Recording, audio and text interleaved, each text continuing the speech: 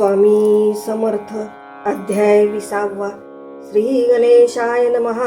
जय जयाजी करुणाकरा, जय जयाजी यतीवरा, भक्तजन संतापहरा, सर्वेश्वरा गुरुराया, परिणिता समर्थांचे गुण, नाना दोष होती दहन, सांगता ऐकता पावन, वक्ता श्रोता दोघेही, असो कोणे एके दिवशी, इच्छा धरोणी मानसी, गृहस्थ एक दर्शनासी, समर्थांच्या पातला, करुणिया श्रींची स्तुती, माथा ठेविला चरणावरती, तेव्हा समर्थ त्याते वदती, हास्य वदने करोनी, फकीरा ते देई खाना, तेने सरपुरतील सर्व कामना, पक्वान्न करोनी नाना, यथेच्छ भोजन देई जे, गृहस्थे आज्ञा म्हणून, केली नाना पक्वान्ने, फकीर बोलाविले 5 जण, जेवू घातले तयांते, फकीर तृप्त होऊनी जाती, उच्छिष्ट उरले पात्रावरती, तेव्हा समर्थ आज्ञापिती, गृहस्थाते सत्वर,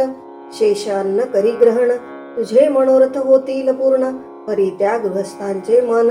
साशंक झाले तेथवा, म्हणे यवन जाती अपवित्र, त्यांचे कैसे घेऊ उच्छिष्ट,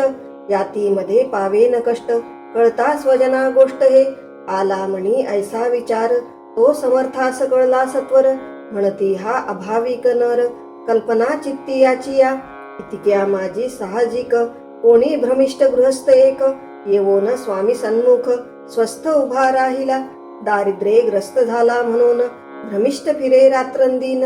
द्रव्य मिळवाया साधन, त्या जवळी नसे परी, त्यासी देखोन समर्थ, म्हणती हे उच्छिष्ट घे त्वरित, तो निशंक मनात, पात्रावरी बैसला, त्यासी बोलले समर्थ,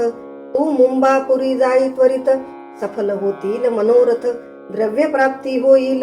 स्वामी वचनी भाव धरिला, तत्काळ मुंबईस आला, उगाच भटको लागला, द्रव्य मिळेल म्हणोनी, प्रभात समयी एके दिवशी, गृहस्थ निघाला फिरायासी, येऊन एका घरापासी, स्वस्थ उभा राहिला, तो घरातून एक वृद्ध बाई, दार उघडून घाई घाई, बाहेर येऊन या पाही, गृहस्थ पडला दृष्टीसी, तिने बोलाविले त्याला, आसनावरी बैसविला, 10,000च्या दिधल्या नोटा आणून सत्वर,